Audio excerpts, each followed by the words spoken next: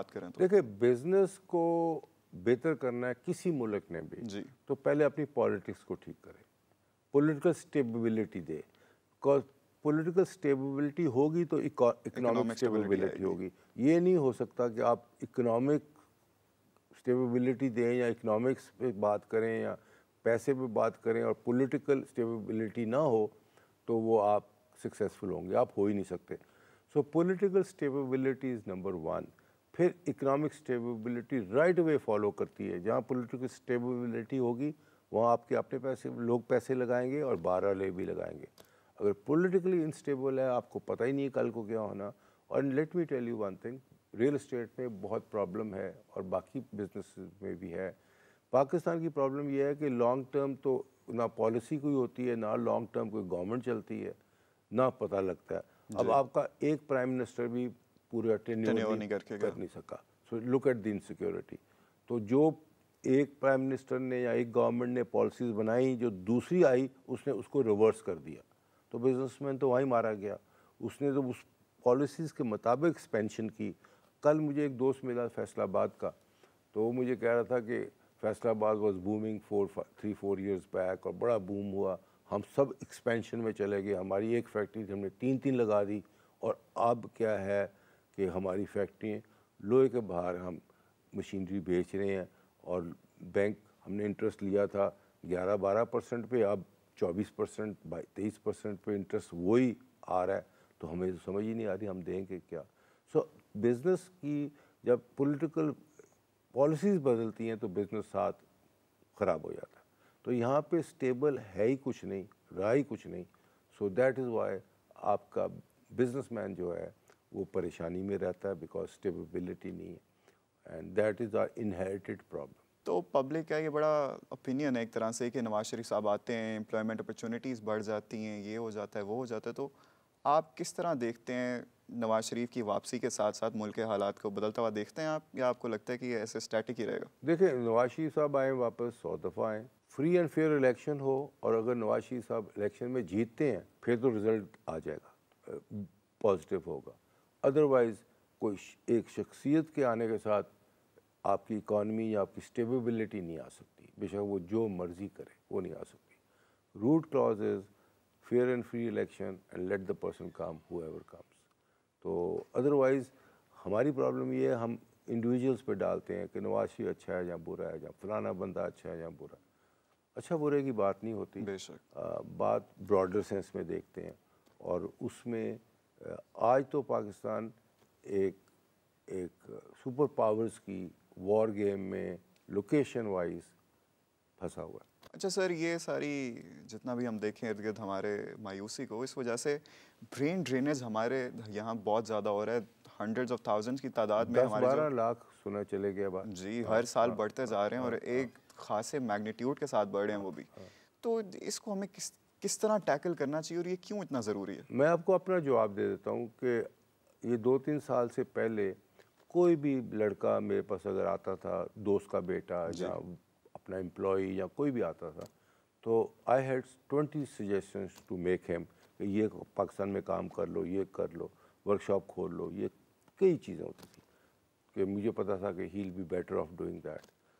آج جو آتا ہے وہ کہتا ہے میں باہر جا رہا ہوں, تو میں کہتا ہوں گڈ لک, بیکاز یہاں کا پتہ کوئی نہیں. تو کم از کم تم جوان لڑکے ہو, تمہاری لائف تو بہتر ہو جائے. آج پتہ کچھ نہیں ہے کہ پاکستان کی کیا سچویشن ہے اور کیا نہیں ہوگی. اور میں ایک اور بات بتاؤں آپ کو کہ we are heading towards a large world war almost, اور اس کا فلیش پوائنٹ آلریڈی رشیا اور یوکرین ہو چکا ہوا ہے. ٹھیک ہے, اور میں کل دیکھ رہا تھا پولینڈ نے کہا 2 سال میں نے اپنی فوج ڈبل کرنی ہے, اور وہ اپنی تیاری کر رہا ہے, بیکاز پولینڈ بھی لگتا ہے ان کے ساتھ, اور پولینڈ بھی آلموسٹ شروع ہونے والا ہے. سو یہ وار میں ڈریگ ان ہوتے جا رہے ہیں, یہ بگر وار میں. جی اچھا, اوپر سے اکانومی پوری دنیا کی خراب ہو گئی ہوئی ہے, امریکہ کی بھی خراب ہو گئی ہے, چائنا کی بھی کمپیریٹیولی خراب ہو گئی ہے بیکاز آف دی یہ جو کووڈ, اور کووڈ کے بعد یہ جو امریکہ نے سینکشنز لگا دی چائنا پہ, وہ بھی ہو گئی ہے. اور جو یورپ ہے وہ ویسے ہی بہت برے حال میں ہے. تو دنیا کی اکانومی بھی خراب ہے، اور وار اور پاور شفٹ ہو رہی ہے from America, Europe to China, power shift ہے نا.